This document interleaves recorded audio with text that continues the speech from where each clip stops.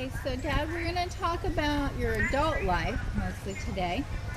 So, I thought we'd skip that. friends and family. Okay, so I'm going to call out some of your friends' names, and I just want you to tell me a little something about them. All right. Yeah. So, Red Arbib. Marvin was, I knew him when I was really little, but we're early teenagers, but we really never ran around together very much until I started going to Florida.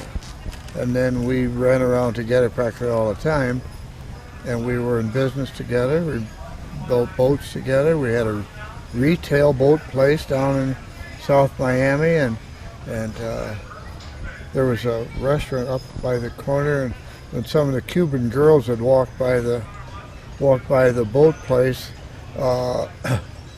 Arbor would run out, un café negro. You want them to go get them a black coffee. And they usually did too.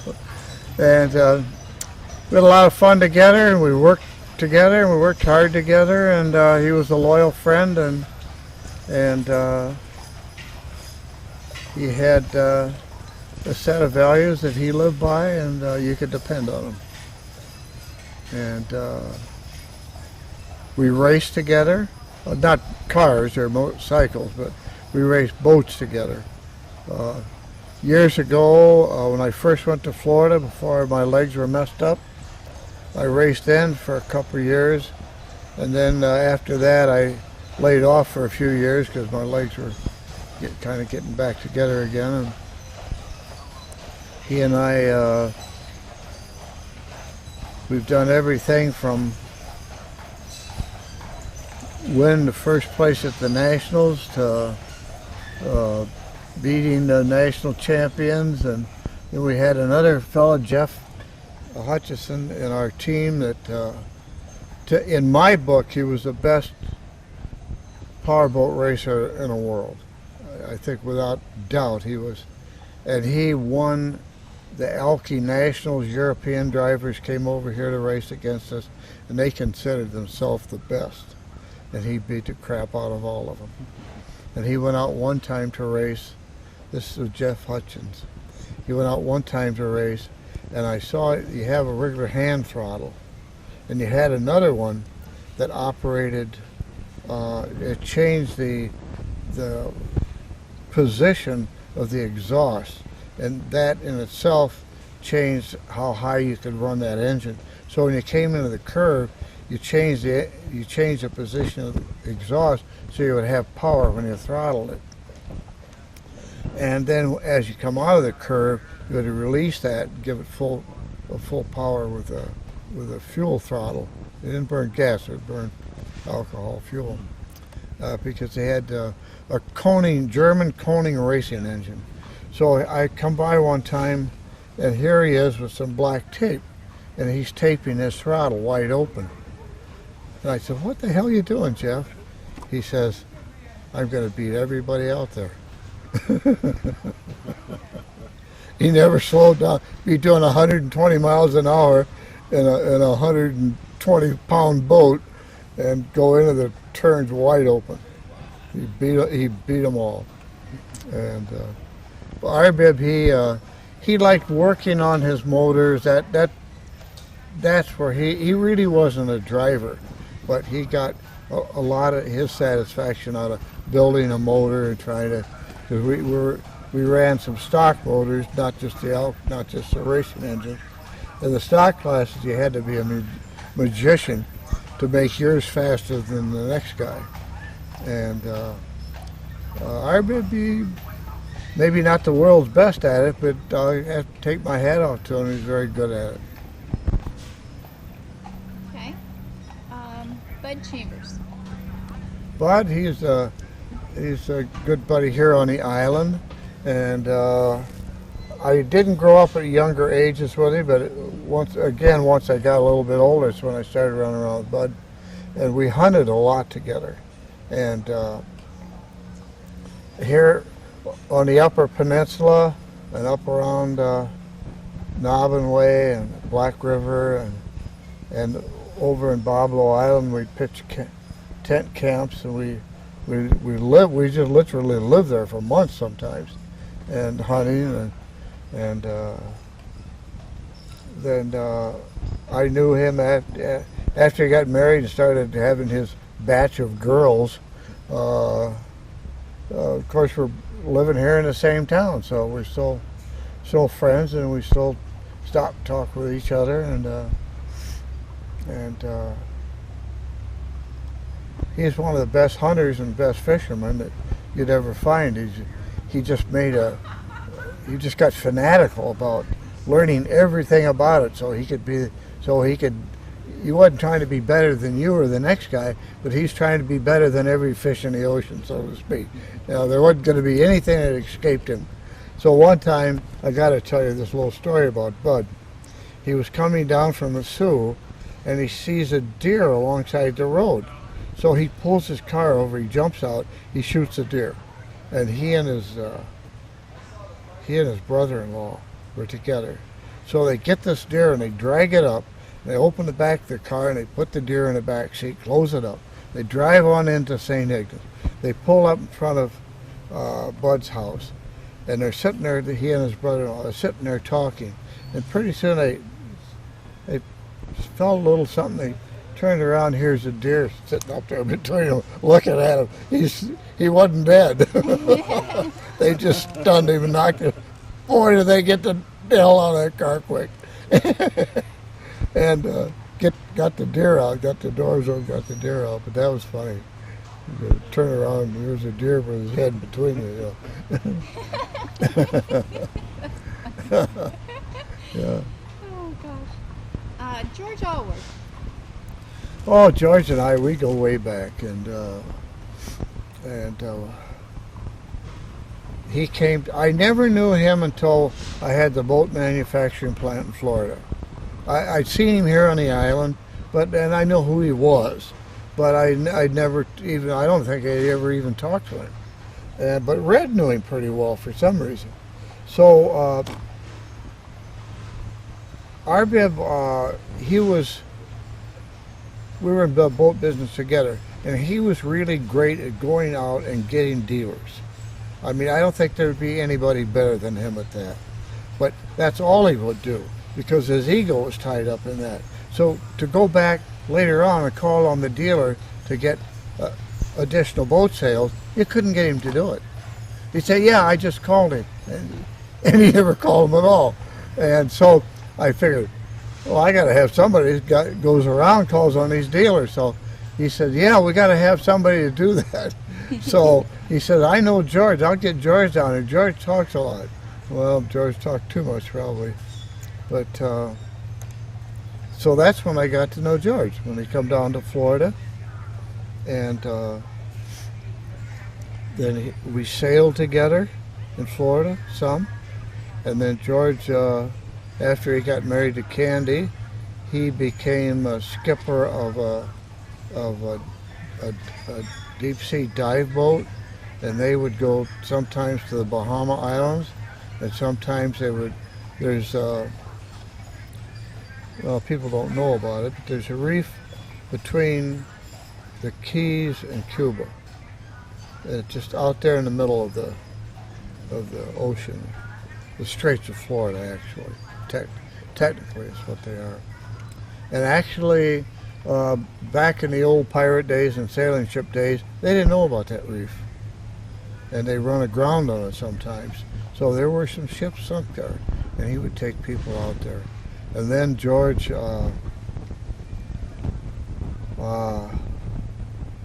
after he and his wife parted ways, he got to work on these offshore oil drilling boats.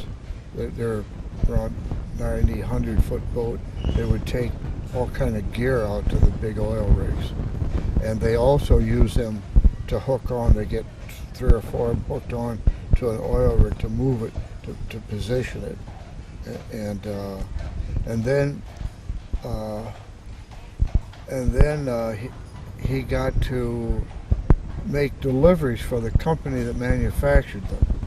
And he would take them all different places in the world where they're drilling oil. And he'd take some maybe from here to Africa. Then they'd fly them back.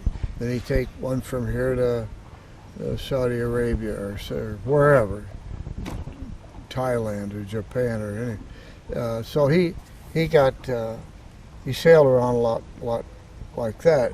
Then he and I, we all sailed together on our own personal boats. And George and I partied a lot. We've been known to take a sip or two, and we had a good time together. And you know, while he was still single and while I was, and unfortunately, right now he's pretty sick. And I saw him not too long ago. His soul has top spirits, and he and I would get together every year, and we would go somewhere with our guns and do a lot of target shooting. We'd only do it maybe once a year, but it was a lot of fun. And I'd take what guns I had, and he'd take what guns he had, and then we'd trade off. And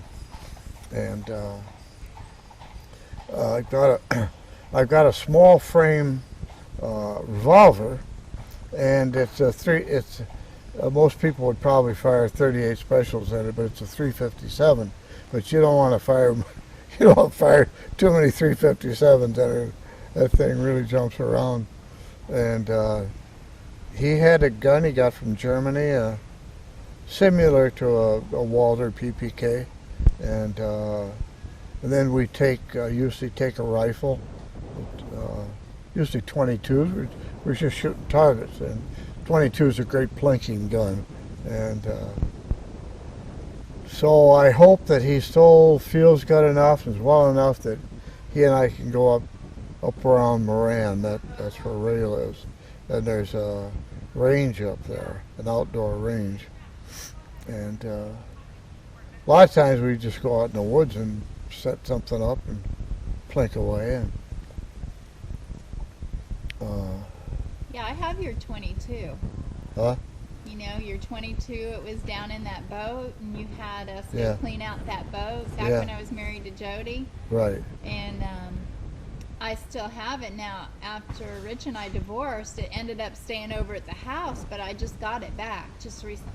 Oh, So okay. I've got it now at my house in Knoxville. Is that the one that you could take the barrel off and put inside the... No, it's not that one. It's a Springfield. Oh, okay. Okay. Yeah. Yeah, I've got quite a few 22s, actually.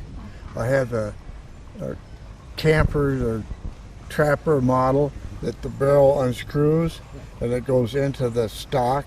The stock is fiberglass, and it runs in. Then the assembly where the trigger and where you put the clip in, that's a separate assembly. Then that comes off the stock, and it goes in the back end. And the stock is hollow. It's fiberglass. It's hollow. So if you're in a canoe and you get dumped, it'll float. It won't go to the bottom and you lose it somewhere. It'll bobble on until you. Yeah. So it's good for somebody camping or traveling. I see a new rifle I'm kind of interested in. At one time, a long time ago, I had a 22 Hornet, and to me, of course, I don't hunt anymore, but to me that would be the perfect small game because it had a lot of power. I mean, it was like a 22 with a 30-30 shell casing on it, and for up here, you don't shoot at long range because of the woods. You know, you're not that far away. Something may be way up in a tree or something like that, but it's not a long distance. So the trajectory, you don't worry about it too much. But a 22 really is a plinking gun. It doesn't really have enough power to kill much. You can kill stuff. People talk about killing elephants with them, but when I shoot something, it's going to drop. You know, and they come out with, it's a small model of the original Sharps 500, the Sharps 500 they killed buffalo with. Well, they made a new model of it, and it's smaller and lighter, and it fires at 22. That Hornet, the 22 Hornet, And boy, I really tempted with buying that one, yeah. And it has the peep, huh? Yeah, it had the peep sights that you screw in and out. They're my favorite sight. And for hunting, I unscrew the peep sight in there. I use it for target, and I just shoot through the ring. Yeah. Now they call it a ghost rig. That's the new expression for it.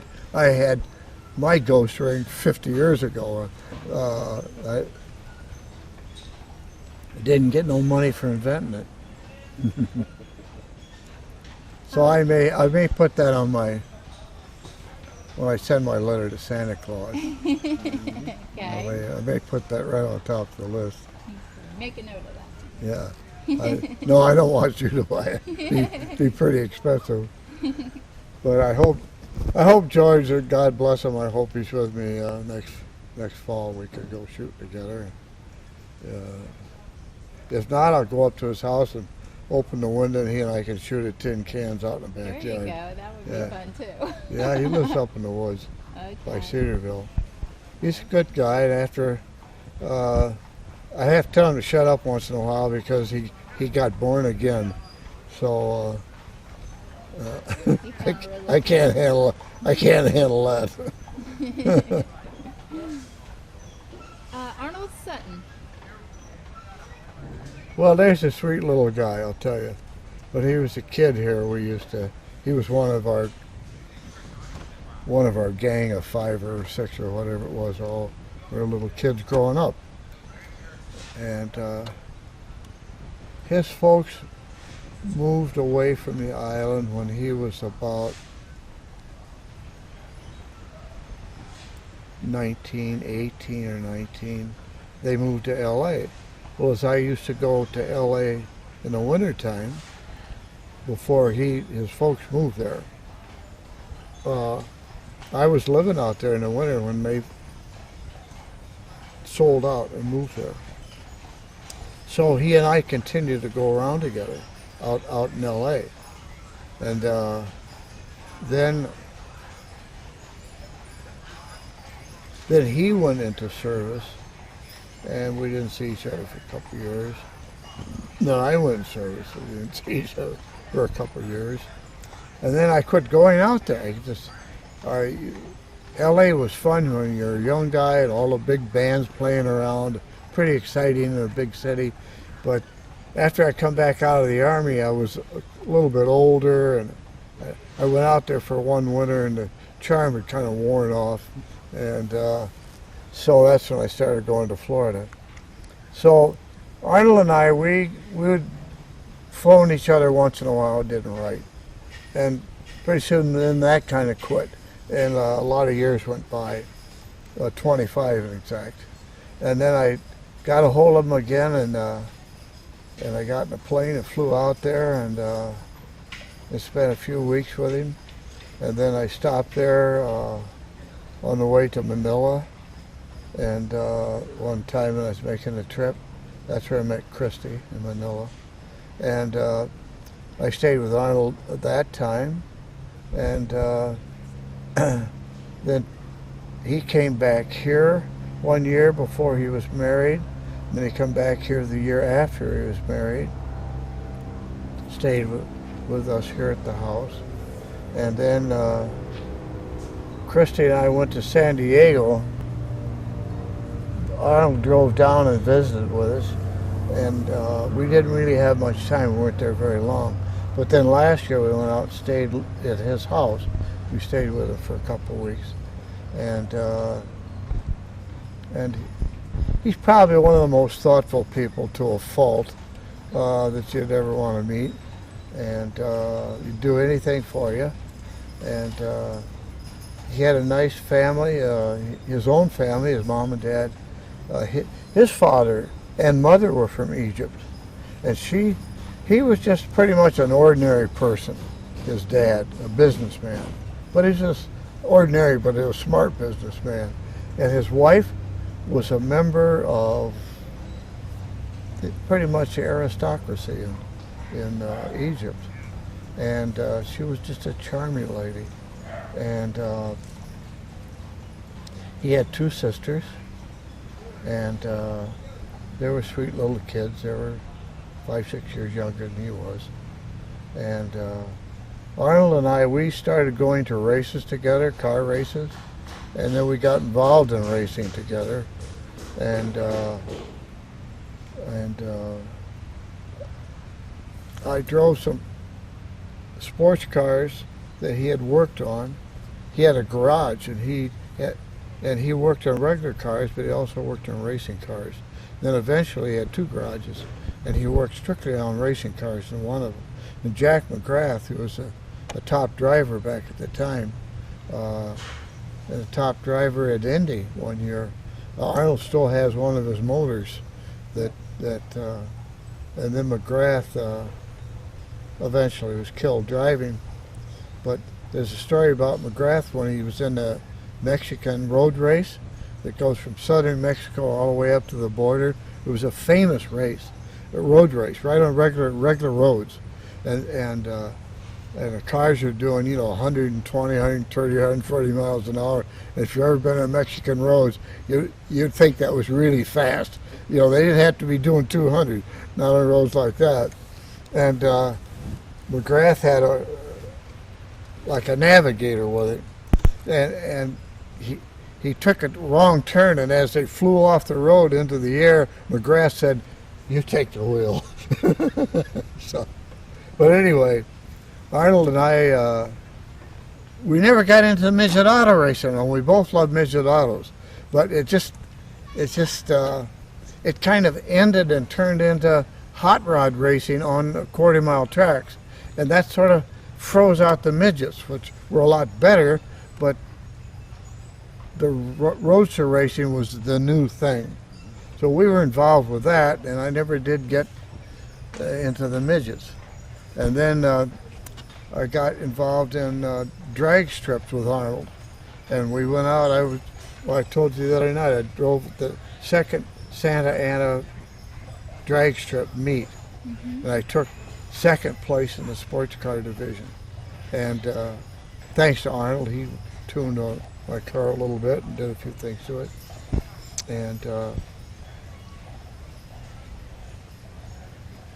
And Arnold, he was in the garage business for a long time. In fact, he was a dealer for, I don't know if it was Mercedes but he was a dealer for a while for one of the foreign car companies.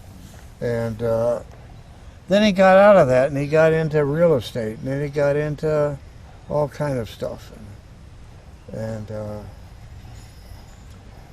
he was married a couple of times. He has 3 sons and 1 daughter, and I've met all of them. They all are pretty nice kids.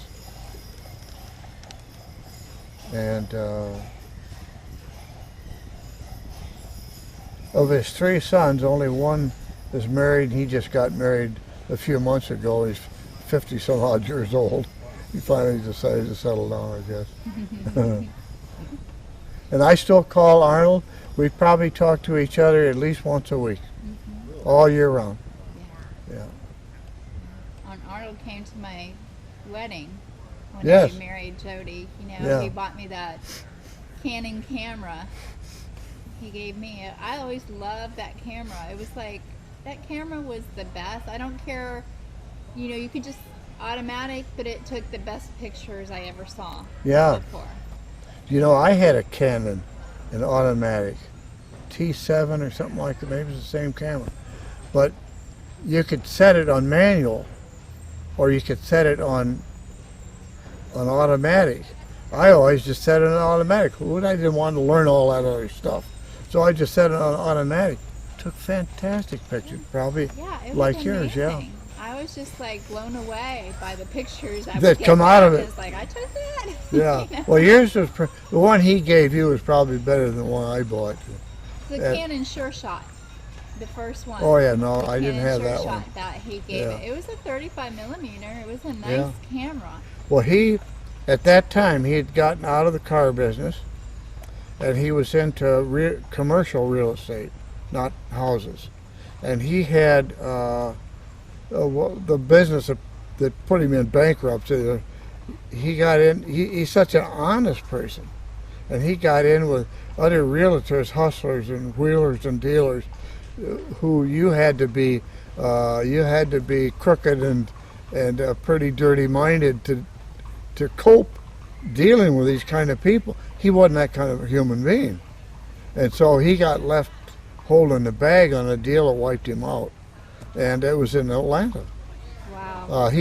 And when he came to your wedding, he flew to Atlanta, and he was taking care of that business deal at the time. The other guy had bailed out and stuck him with all kind of, I won't go into details, but anyway, he ended up losing it and losing his house, everything he owned.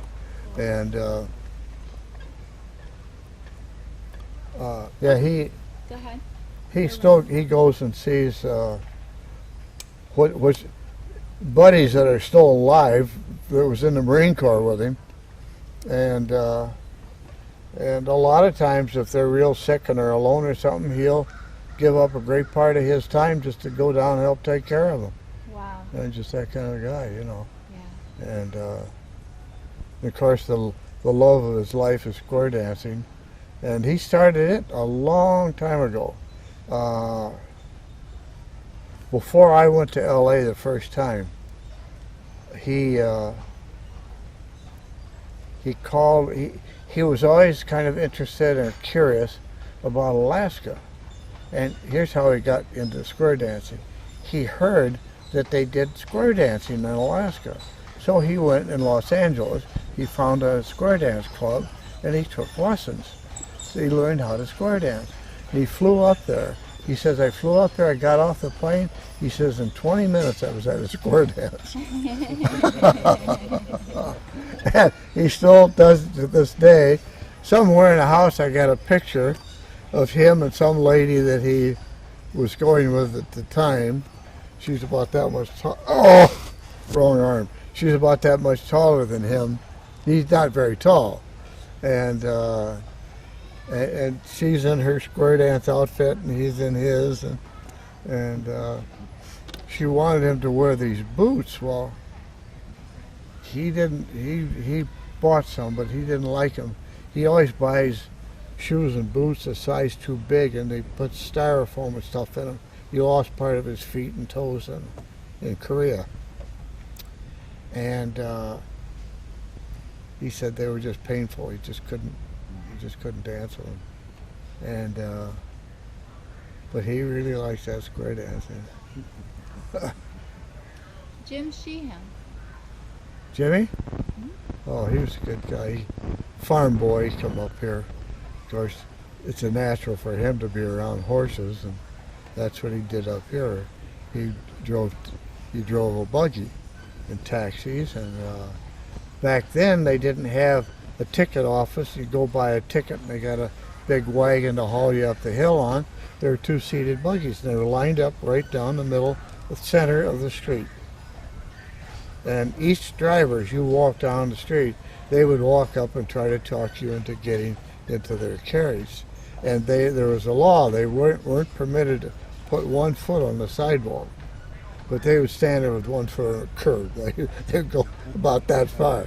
Well, Jimmy, he was a nice-looking young man, and an Irish kid. He had this big Irish smile, and people just naturally liked him. You know, he's one of those guys you hate. You know, he like Vince. Everybody loved Vince. The minute they met him, they loved him. You know, I hated him.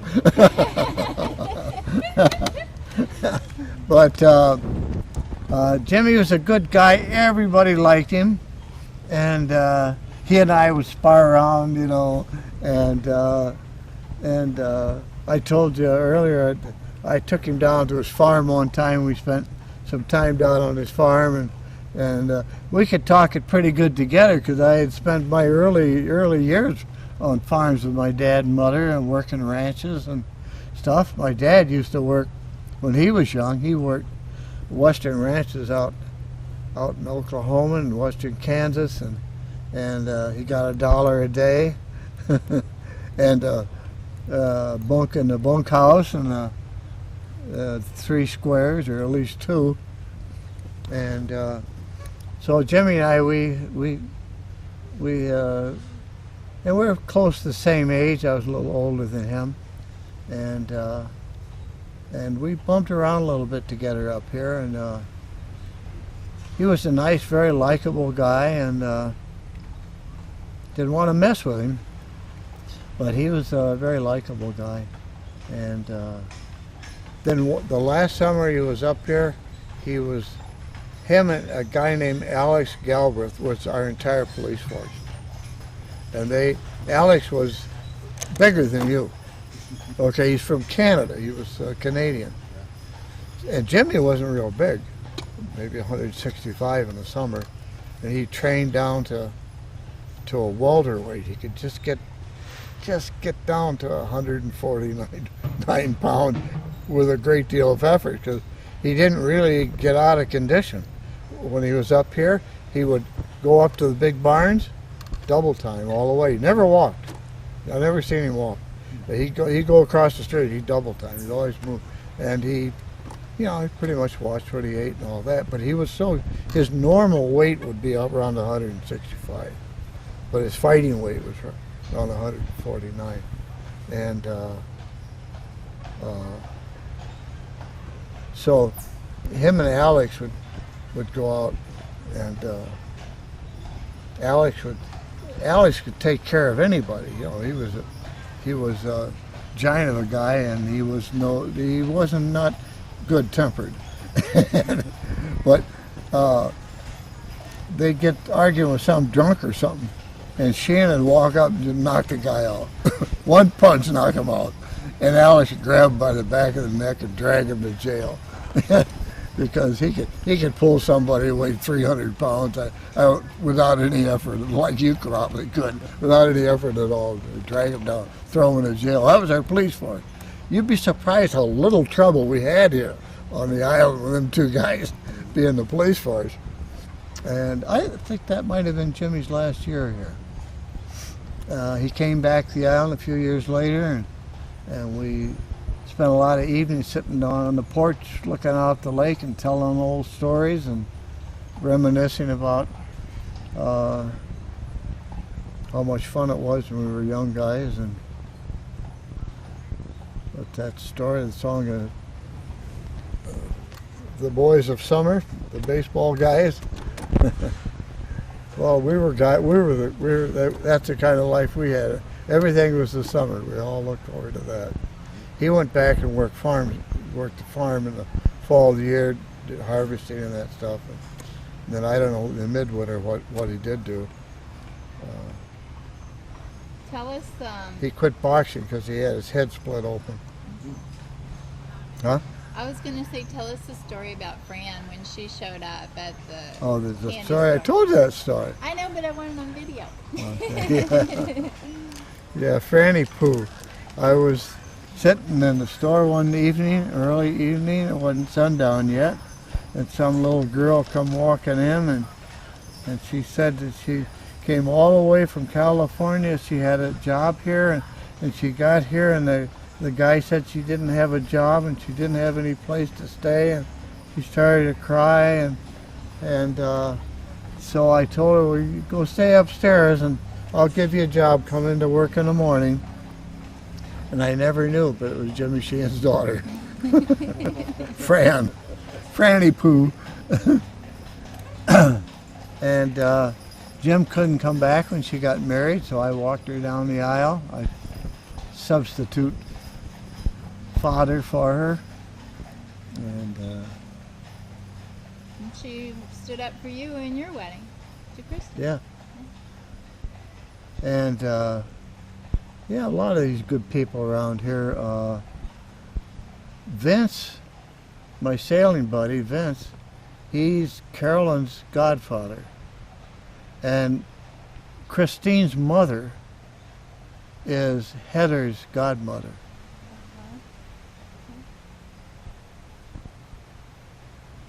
I don't believe in that stuff. But it makes everybody happy, you know.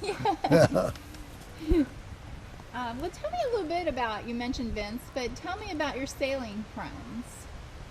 Alan, Helen, and Vince, and a little bit about them. Well, Al and Helen were probably the most interesting people you'd want to meet.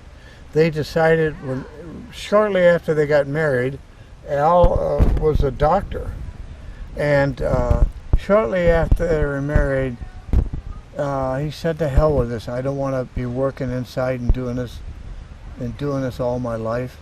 And he had been in World War II. He'd been in the South Pacific. He said, "I really loved it out there," and he said, "To hell with being a doctor." And they decided then that they would spend their life sailing into all parts of the world. And so they decided not to have children. It would be too difficult. And a man had built a really heavy-duty double-ended boat, around 35, 38 foot, and he had it built by professionals, specifically to make a world passage. And then he died before he'd ever sailed it, and they bought it. It was brand new, really heavy-duty, and they took off on their first trip around the world. And I met them after they had made 2 trips or 3 trips. Well, at least 2, maybe 3. And we would sit in their boat like on a Saturday night and sit there and drink beer till 3 o'clock in the morning, and Al would tell one story after the other, after the other, after the other, for a couple of years. Never tell the same one twice, and none of them were about sailing. I'll tell you, I'll come back to it, but in all the years I knew him, he only told me about one incident sailing, and he told me all these stories almost every Saturday night for 2 years in the winters, except when I was out of town sailing somewhere. Okay. And I tried to get him to put them in book form or write for Cruising World magazine. They would have just ate it up, and it would have been a good source of income for him.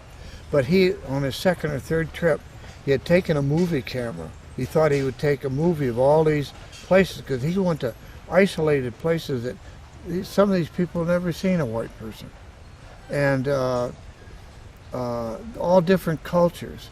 And so he took a camera and he painfully made pictures over a period of 3 years. He didn't go see how fast he'd go around the world. He saw how long it would take him to go. You know, he would go months. He would stay months at some island somewhere if he really liked it and liked the people. And then someday he would decide it was time to move on, and they would say, "Well, where are you going?" And he would say, "I'm going next to Papua New Guinea, or I was going to be going here or there." And they say, "Oh, we got relatives there. Would you take this to them? Or would you take them some mail? Or would you take care of, my wife made some clothes for so-and-so." So he would take all these things from all those people, and he'd go to the other island. Within 1 day, he knew everybody on the island, and they all knew him. This nice guy that brought all this stuff for him. he was home again, you know. And he could tell all these stories about that. He'd say, "I was on this one island," and they said, "Well, come ashore and stay with us in our house. It would be a very, very big honor if you would do that." And okay, we'll come stay with you for a while. So he'd been with them a while. Then some other people had talked, "Well, you come and stay at our house for a while." So he told these people, "Well, they asked us to come and stay." Oh, he said, "You can't do that. We would be humiliated. The whole island would look down on us." So he couldn't do that. See? But he could tell you these little stories like that. See? And he was anchored in this one lagoon, and they had all kind of lobster and fish and everything. Nobody lived there. It's sort of like a coral atoll, and there really nobody lived on this little island. They were there over a month. Just not one spot, nobody there. But they loved it there. It was beautiful. They were in a protected lagoon. There was all these lobsters and fishing. It was just, perfect. and What about Vince? huh? What about Vince?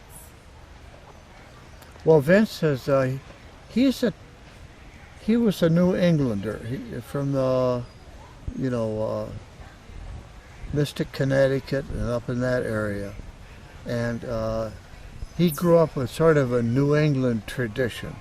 His mother had a cottage out on Cape Cod, and he grew up in the sailing tradition, and so it was natural for him to be have yachts and live on boats, and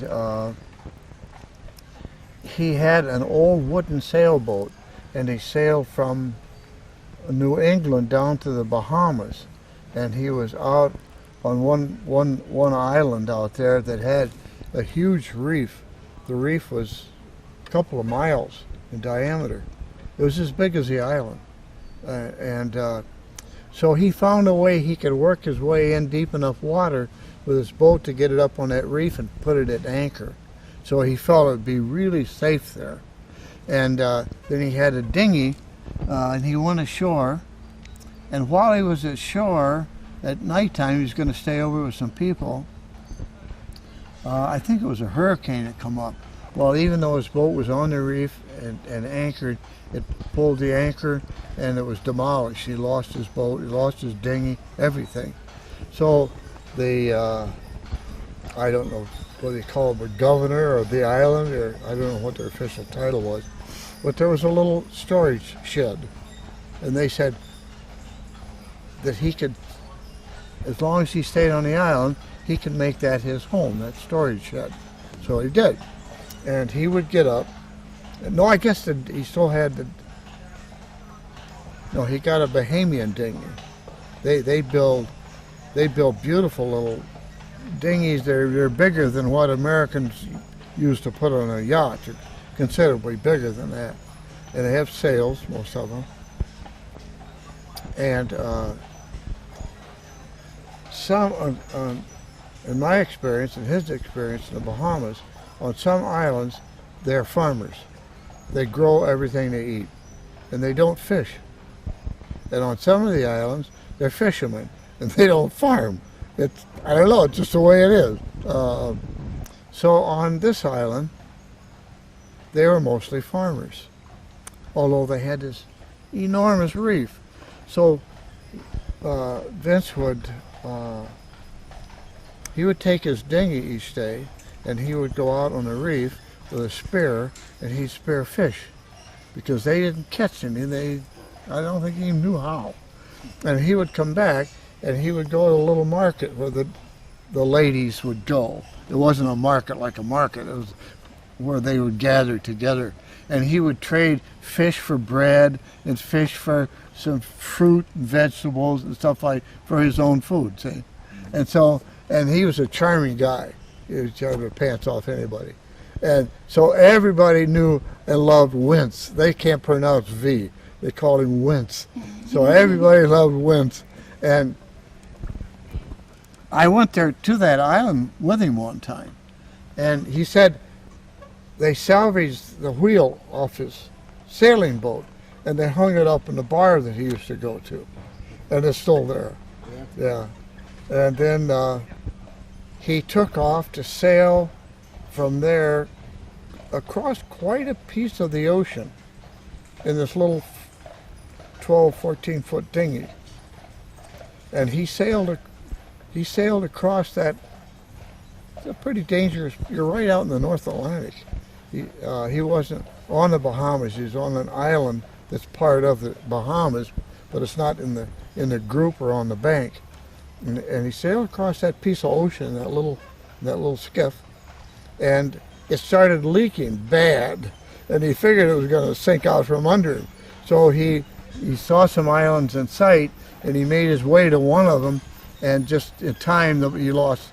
The boat went down, he swam ashore, but he was close enough to swim in. So here he is in a little island. There's no food, but worse yet, there's no water. Not many of those islands have water, fresh water on them. So he was there for a couple of days, and things are looking pretty grim. and along came a Bahamian fishing boat, and they rescued him. Wow. And he showed me a picture. When he got to Nassau, he told them the story because he felt to make their people look good saving somebody, and they took a picture of him, and it ended up in I think in the Miami Herald, his picture, and so that was really a cute. And then after that, he had a progression. We met when he came south in an old wooden ketch, and I was looking for a boat, and he had it advertised, and that's how we met.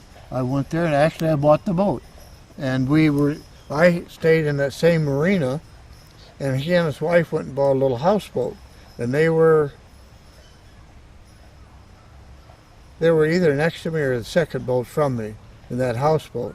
And Al and Helen that sailed around the world, they were on the other side of me like that. We all got to know each other. It's way upstream in this little place, and it's a little tough, a little inaccurate calling it a marina. You think of big fancy yachts. And then he had that little houseboat for a while, and then he bought a 65-foot Hershoff design schooner, one of the famous ones among the old famous sailing boats. And he bought this original, and he would be in Miami in the winter and take people out day sailing with it, and then he would come up north and he would take people out day sailing out of Newport, Rhode Island. And he never did charter work with, he didn't really like that. He didn't like getting people on board, and he didn't care for that, but day sailing was different. And then he had that boat for a while, and then he started getting into handling bigger yachts that he was the skipper on. That 70-foot ocean sailing yacht that I sailed with him on. And then he got into commercial boats, into the one where they was tracking submarines over in the North Sea. And then he got into bigger freighters and ocean tugs and all that. And now he's coming full cycles. He retired for that. He's on a 30-footer, and he's over the Bahama Islands. Oh, So, wow. yeah. I'm going to catch up with that sucker. You still hear from him? Occasionally. We keep on track, but not often like me and Arnold, but